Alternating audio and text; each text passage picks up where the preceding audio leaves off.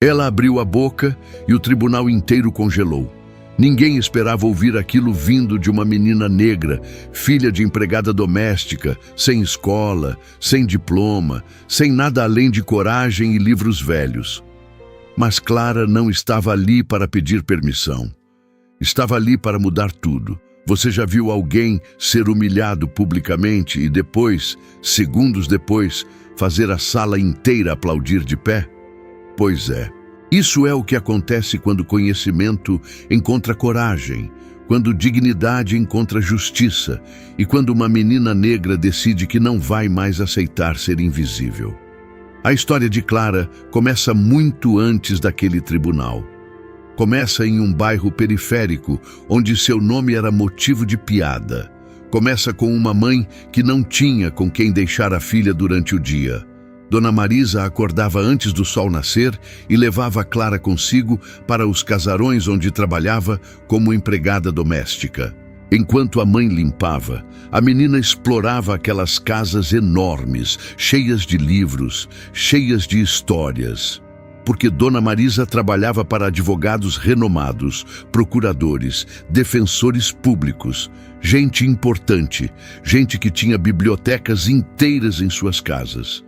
Clara passava horas naquelas bibliotecas, observando, lendo, aprendendo. Sua curiosidade era insaciável. Ela pegava livros que não entendia, folheava, voltava, tentava novamente.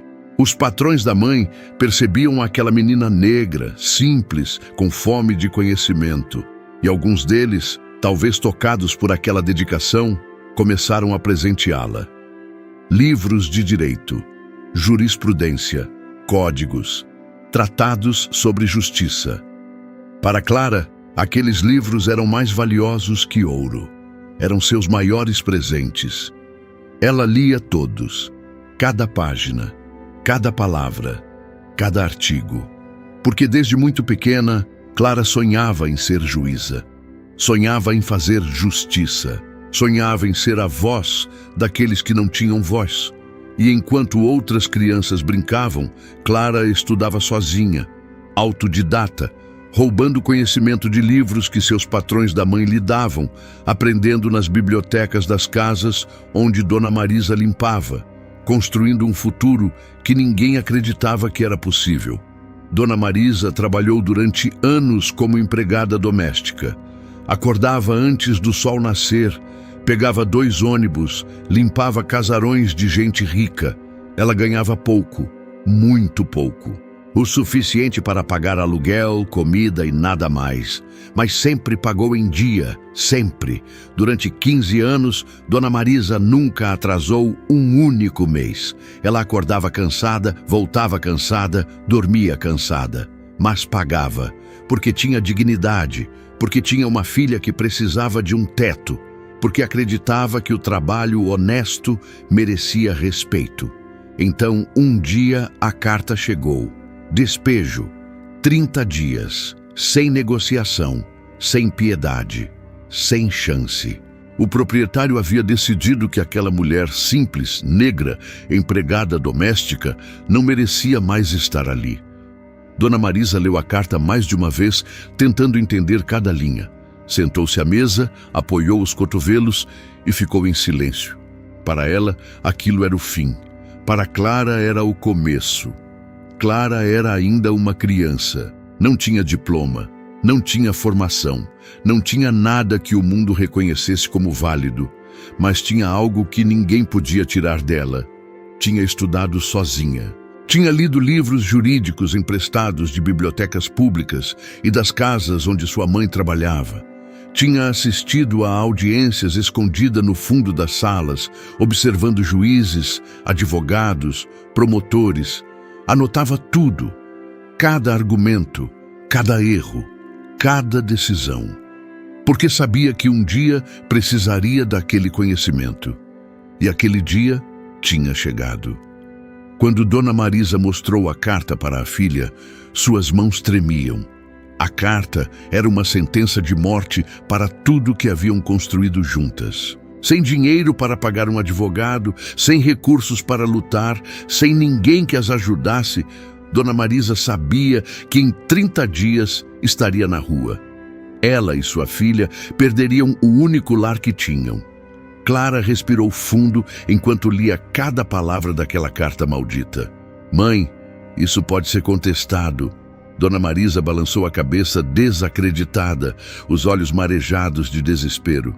A gente não tem dinheiro para advogado, filha. A gente não tem nada. Vamos perder a casa. Vamos ficar na rua. Foi então que Clara disse algo que mudaria tudo. Não vamos precisar de um. Eu vou te representar. Dona Marisa a encarou confusa, como se sua filha tivesse acabado de dizer algo impossível. Mas Clara pediu algo para a mãe que nunca havia pedido antes. Só peço que confie em mim. Mesmo sem acreditar totalmente, mesmo com o medo corroendo seu peito, Dona Marisa confiou. Nos dias seguintes, Clara mergulhou de cabeça no caso. Estudou o contrato linha por linha, procurando por brechas, procurando por erros, procurando por qualquer coisa que pudesse salvar sua mãe de perder sua casa. E encontrou a cláusula 7, parágrafo 3º. Uma exigência legal que o proprietário havia ignorado completamente. Uma tentativa formal de renegociação, documentada, assinada por ambas as partes. Isso nunca havia acontecido. Clara organizou todos os documentos com precisão de cirurgiã, fotografou as infiltrações do imóvel, coletou laudos técnicos, reuniu comprovantes de pagamento, notificações que o proprietário havia ignorado, tudo meticulosamente organizado em pastas gastas, com abas coloridas, anotações à mão que revelavam horas de estudo. Ela estudou até de madrugada, leu jurisprudência como quem lê um romance, procurou por precedentes como quem procura por ouro. E encontrou um caso quase idêntico, julgado anos antes, pelo mesmo juiz que agora julgaria o caso de sua mãe.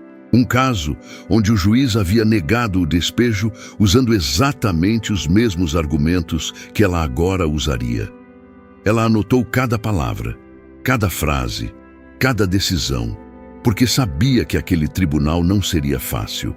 Sabia que ela seria julgada antes mesmo de abrir a boca. Naquela manhã, mãe e filha caminharam juntas até o tribunal cível. Dona Marisa usava um vestido simples, alugado, que lhe ficava um pouco apertado. Clara usava um terno preto emprestado, cabelo em tranças pretas presas, nenhum acessório de ouro. Nada que dissesse que ela pertencia ali. Elas caminharam pelos corredores do tribunal em silêncio absoluto. Passaram por advogados engravatados que conversavam em voz alta sobre seus casos importantes. Passaram por juízes que não olhavam para elas. Passaram por seguranças que as observavam com desconfiança. Quando chegaram à sala de audiências, o juiz Henrique já estava sentado em sua cadeira elevada, folheando os papéis do processo com uma expressão de tédio absoluto. Ele era um homem de 60 e poucos anos, cabelo grisalho, óculos de armação pesada e uma reputação que o precedia como uma sombra, conhecido por sua rigidez extrema, conhecido por seu desprezo silencioso, às vezes nem tão silencioso, por pessoas simples. Quando viu Clara entrar, seu rosto mudou. Não era uma mudança sutil, era uma mudança que todos na sala perceberam instantaneamente. Um arqueamento de sobrancelha, um sorriso contido, um olhar que a varreu de cima para baixo, como se estivesse avaliando uma peça de roupa em uma loja de segunda mão. O escrivão anunciou o processo com a voz monótona de quem faz isso há décadas. Processo de despejo, Marisa Oliveira. Dona Marisa respirou fundo como quem se prepara para o pior. Clara apertou a pasta de documentos contra o peito e caminhou ao lado da mãe até o centro da sala. Ela andava devagar, ombros curvados por anos de trabalho pesado, mãos marcadas pelo esforço de quem nunca teve escolha fácil na vida. A sala estava cheia. Advogados engravatados conversavam em voz baixa. Pessoas aguardavam seus processos. E, acima de todos, elevado pela bancada como um rei em seu trono, estava o juiz Henrique. Ele ajustou os óculos e folheou o processo rapidamente, como quem já conhece o final. Onde está o advogado da senhora Marisa Oliveira? Perguntou sem levantar totalmente os olhos, como se a resposta fosse irrelevante. Clara deu um passo à frente. Sou eu, Excelência. O juiz levantou o rosto devagar e olhou. A sala ficou em silêncio por um segundo a mais do que o normal. Clara usava roupa simples, cabelo preso, nenhum símbolo de status. Nenhuma das marcas que o juiz esperava ver em um advogado. Henrique arqueou a sobrancelha com uma expressão que misturava descrença e diversão. Desculpe, você é quem? Perguntou com um tom que sugeria que a resposta óbvia era ninguém. Sou filha da senhora Marisa e representante legal dela neste processo, respondeu com calma absoluta. Os cochichos começaram quase imediatamente. Filha dela? Ela é advogada? Isso pode? O juiz apoiou os cotovelos na mesa como quem se prepara para um espetáculo. A senhorita possui registro na OAB? Perguntou. Clara respirou fundo. Não, Excelência. Estou representando minha mãe com base no direito de defesa própria, com auxílio de pessoa de confiança, conforme previsto em lei. Um silêncio pesado caiu sobre a sala como uma cortina de chumbo. E então o juiz sorriu. Não era um sorriso gentil. Era um sorriso de deboche absoluto, o sorriso de quem já sabe que vai ganhar. Então deixe-me ver se entendi, disse inclinando-se para a frente como um predador se aproximando da presa. A senhora, Marisa, sem recursos para um advogado, decide vir a este tribunal e traz a própria filha para brincar de advogada. Algumas risadas surgiram contidas, mas cruéis. Dona Marisa baixou os olhos, sentindo o rosto queimar de vergonha. Clara permaneceu ereta. Não estamos brincando, Excelência, respondeu. O juiz soltou uma risada curta que ecoou pela sala como um trovão. A senhorita ao menos sabe ler uma petição jurídica? Perguntou com sarcasmo que cortava como faca. O comentário caiu como um golpe seco. Ele então completou, elevando a voz, olhando para a plateia como se estivesse contando uma piada para amigos. Você não sabe nem ler sua piralha. Agora as gargalhadas foram abertas. Um advogado no fundo balançou a cabeça, outro cochichou alto demais. Isso é ridículo. Dona Marisa apertou as mãos até os nós dos dedos ficarem brancos. Clara, talvez a gente, tocou no braço da mãe, interrompendo com firmeza que vinha de um lugar profundo. Confia em mim. O juiz bateu o martelo levemente. Muito bem, disse ainda sorrindo. Já que estamos todos aqui, vamos ver até onde essa encenação vai. Ele voltou a folhear os papéis, mas aviso desde já, este tribunal não é lugar para sonhos infantis. Clara levantou o olhar sem arrogância, sem medo, sem baixar a cabeça. Então é exatamente o lugar certo para a verdade, respondeu. O sorriso do juiz diminuiu. Ele ainda não sabia, mas aquele riso inicial custaria caro, muito caro, e a audiência estava só começando. O juiz Henrique recostou-se na cadeira, cruzando os braços diante do rosto, como quem já havia decidido o desfecho antes mesmo de ouvir qualquer argumento. Vamos poupar tempo, disse ele em tom desdenhoso. Este é um processo de despejo por inadimplência. O proprietário cumpriu todos os prazos legais. Ele bateu com a caneta no processo como quem fecha uma porta. A defesa tem algo realmente relevante a acrescentar ou vamos encerrar essa encenação? Algumas pessoas na plateia riram novamente. O clima não era de justiça. Era de julgamento público. Era de execução. Clara abriu a pasta devagar. Não havia pressa em seus movimentos. Cada gesto era calculado, cada movimento uma declaração de que ela sabia exatamente o que estava fazendo. Tenho sim, Excelência, respondeu, e gostaria de começar pelo contrato. O juiz fez um gesto com a mão desdenhoso. Claro, leia para nós, ironizou, se conseguir. O comentário arrancou gargalhadas abertas. Um advogado cochichou alto demais. Isso vai ser divertido. Dona Marisa sentiu o estômago revirar. Nunca tinha se sentido tão pequena, nunca tinha se sentido tão invisível. Clara, porém, não reagiu. Ela retirou uma cópia do contrato, ajustou os óculos simples no rosto e começou a ler com clareza absoluta. Cláusula 8ª, parágrafo 2º. O despejo só poderá ser efetivado após tentativa formal de renegociação registrada por escrito e assinada por ambas as partes. O som na sala mudou. Algumas risadas cessaram.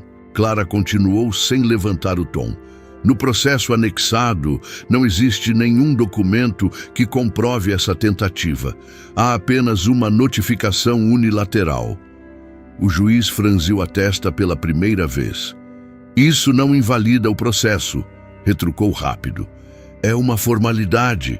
Clara fechou o contrato com cuidado. Não é uma formalidade, Excelência. É uma exigência legal. Um murmúrio percorreu a sala. O juiz pigarreou. A senhorita está insinuando que este tribunal ignora a lei? Perguntou com irritação, que começava a aparecer nas bordas de sua voz. Ela respondeu com respeito, mas firme. Estou dizendo que a lei precisa ser aplicada igualmente para todos. Henrique apoiou as mãos na mesa.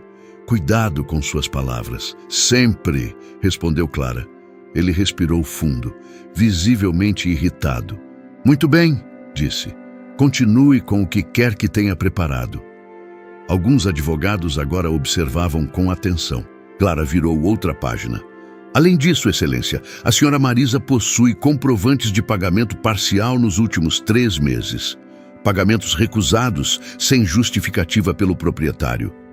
Dona Marisa ergueu os olhos, surpresa. Eles devolveram o dinheiro, murmurou. Eu sei, mãe, respondeu Clara, sem tirar os olhos do juiz. E isso também está documentado. O juiz passou a mão pelo rosto. O tom de diversão havia desaparecido completamente. Esses documentos deveriam ter sido apresentados por um advogado, disse com menos segurança. Foram apresentados por mim, respondeu Clara. Dentro do prazo. Silêncio absoluto. O juiz folheou o processo com mais atenção agora. Na plateia, alguém cochichou. Ela sabe o que está fazendo. Outro respondeu. Isso não estava no roteiro. Henrique fechou a pasta com força. Isso não muda o fato de que o imóvel pertence ao autor. O despejo é inevitável. Clara deu um passo à frente. Não quando há abuso de direito e não quando a lei está sendo usada para expulsar quem sempre tentou pagar. A tensão era visível. O juiz a encarou por longos segundos. A senhorita é muito confiante para alguém que... Ele parou, respirou e completou com sarcasmo. Não sabe nem ler. Dessa vez, ninguém riu. A sala estava diferente, e Clara ainda não havia mostrado tudo, porque o que vinha a seguir não só mudaria o rumo do processo, como congelaria aquele tribunal inteiro. O juiz Henrique ajeitou-se na cadeira. Não era mais conforto, era desconforto. Ele havia perdido o controle do ritmo da audiência e sabia disso. Vamos manter o foco, disse tentando recuperar a autoridade. A defesa já falou demais para alguém sem habilitação legal. Clara respirou fundo. Aquele era o momento mais delicado. Excelência, com todo respeito, começou ela. O artigo 791 da Consolidação das Leis do Processo Civil permite que a parte seja representada por si mesma em determinadas situações. E minha mãe me autorizou formalmente. Ela ergueu um documento. Aqui está. O juiz estendeu a mão impaciente, leu rápido, depois leu de novo. Um músculo em seu maxilar se contraiu. Isso não transforma esta audiência em um espetáculo jurídico? Perguntou. Respondeu a senhorita, ainda não apresentou nada que impeça o despejo. Clara assentiu. Então vamos aos fatos. Ela abriu outra pasta. O imóvel em questão apresenta infiltrações estruturais, falhas elétricas e risco sanitário. Tenho fotos, laudos técnicos e registros de pedidos de reparo ignorados. O murmúrio voltou à sala. Isso é irrelevante, o juiz rebateu. Não há relação direta com inadimplência. Clara não se alterou. Ah, sim, porque a lei permite a retenção parcial do pagamento quando o imóvel não oferece condições mínimas de moradia, especialmente quando o locador se omite. Ela projetou as fotos sobre a tela do tribunal. Paredes rachadas, mofo avançando, fiação exposta. Algumas pessoas na plateia levaram a mão à boca. Dona Marisa sentiu um nó na garganta. Eu nunca quis briga, murmurou. Só pedi conserto, Clara continuou. Minha mãe notificou o proprietário 5 vezes, todas ignoradas. Quando ela reteve parte do valor para custear reparos emergenciais, ela fez uma pausa que ecoou pela sala. Veio a carta de despejo. O silêncio agora era pesado. O juiz passou a mão pelos papéis. Esses laudos, disse mais baixo, foram feitos por profissionais registrados. Sim, respondeu Clara. Aqui estão os registros e assinaturas. Ele engoliu seco. Algo havia mudado. Mal. Proprietário está presente, perguntou o juiz. Um homem de terno caro levantou-se lentamente. Sim, excelência. O senhor confirma que recebeu essas notificações? Perguntou o juiz. O homem hesitou. Meu escritório cuida disso. Clara aproveitou a brecha. Então, o senhor nega ter recebido qualquer pedido de reparo? Não, respondeu rápido demais. Quer dizer sim, talvez. A contradição foi clara. Alguns advogados trocaram olhares. O juiz bateu o martelo. Responda objetivamente. O homem suava. Recebi sim. Clara deu um passo à frente. E por que não respondeu? O juiz a interrompeu. A defesa não pode interrogar. Excelência, Clara cortou com respeito. Ele acabou de admitir omissão. O juiz ficou em silêncio. Pela primeira vez, não havia resposta imediata. Henrique sentiu algo raro, estar sendo observado, não como juiz, mas como alguém que poderia errar. Ele respirou fundo. Vamos suspender a audiência por 10 minutos. O martelo desceu. O som ecoou pelo tribunal como um grito. Dona Marisa olhou para a filha com os olhos marejados. Clara, o que você está fazendo? Ela apertou a mão dela. O que sempre fiz, estudando e acreditando. Quando a audiência foi retomada, o clima era outro. O juiz Henrique voltou ao plenário com o semblante fechado. O orgulho ferido havia dado lugar a algo mais perigoso, a necessidade de recuperar o controle. Após breve análise, começou ele com a voz mais baixa. Este juízo entende que a defesa extrapolou limites aceitáveis. Clara sentiu o coração acelerar, mas manteve a postura. Excelência, peço apenas que a lei seja aplicada, disse com calma.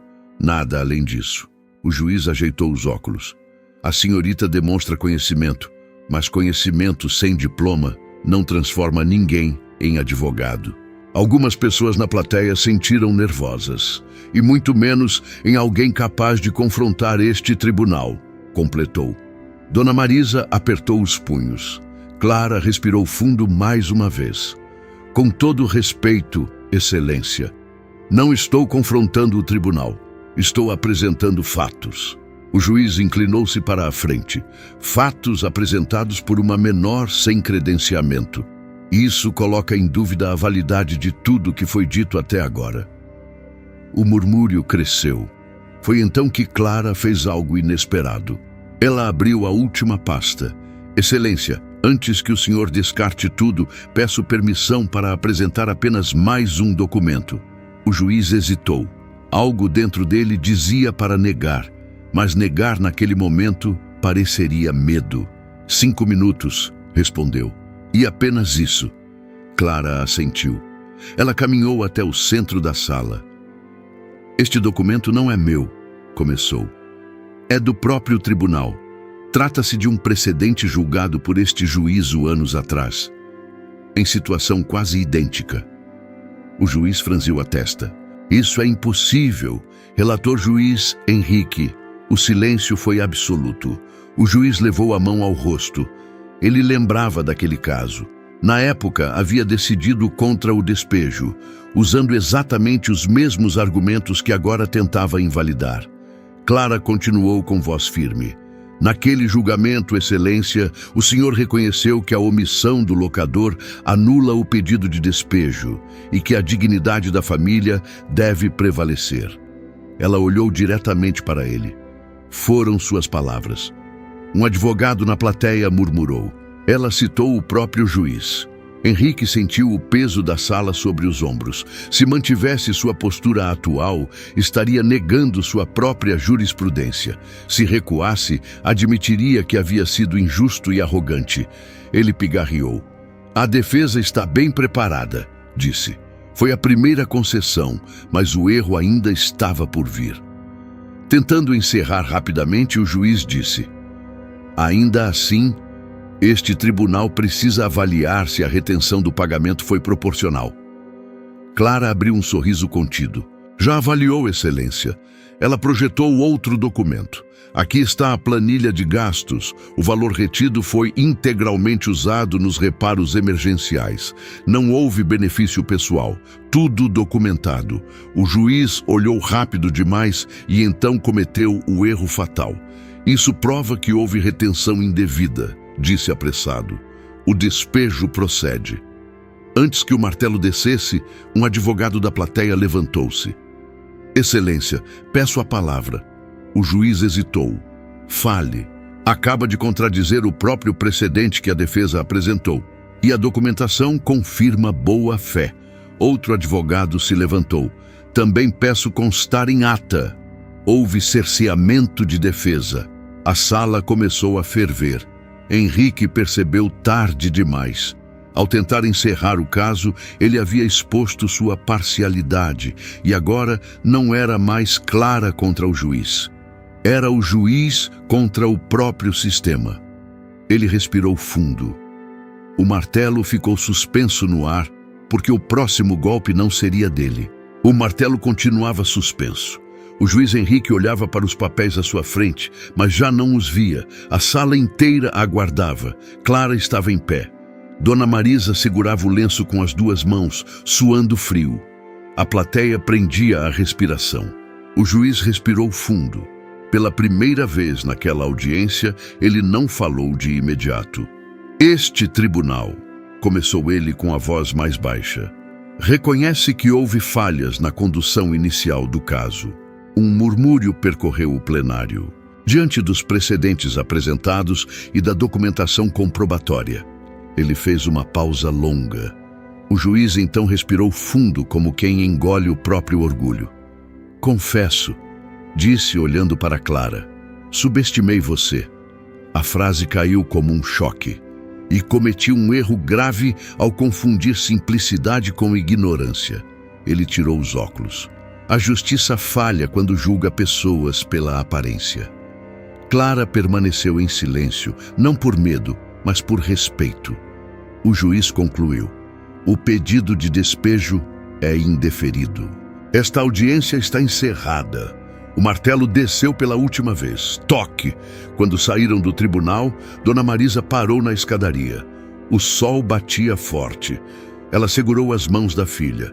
Eu nunca duvidei de você, disse emocionado. Eu só tinha medo. Clara sorriu. Eu sei, mãe, mas hoje a senhora me ensinou algo também. O quê? Que confiar muda destinos. Dias depois, Clara recebeu uma ligação. Uma bolsa integral. Mensalidade, livros, transporte, tudo pago. Um programa de incentivo para jovens talentos do direito. Quando desligou, ela chorou, não por vitória, mas por saber que aquele sonho que nasceu em livros velhos e audiências assistidas escondida tinha sido ouvido. A história de Clara poderia ser só mais uma ficção, mas a verdade é que isso acontece todos os dias. Meninas sendo julgadas pela roupa que vestem, pela idade que têm, pela origem humilde que carregam e não pela inteligência, pelo esforço ou pelo caráter. Quantas vezes alguém já riu de você antes mesmo de ouvir o que você tinha a dizer? Quantas portas já se fecharam porque decidiram quem você era sem te conhecer? Se você já foi desacreditado, subestimado ou humilhado, escreve aqui nos comentários sua experiência vivida. É a prova de que a história de Clara não é só dela, é sua, é de milhões de pessoas invisíveis que lutam todos os dias para serem levadas a sério. E se essa história fez você refletir, compartilha esse vídeo, porque a história de Clara é a história de todos nós. Importante. Esta é uma história fictícia, criada para fins de entretenimento e reflexão. Os personagens, eventos e situações descritos são produtos da imaginação e não representam eventos reais. Qualquer semelhança com pessoas vivas ou mortas é mera coincidência. Se você gostou dessa história, inscreva-se no canal e deixe nos comentários de qual cidade você está assistindo. Obrigado por estar aqui conosco nessa jornada de histórias que tocam o coração e transformam perspectivas. Sua presença significa tudo para nós.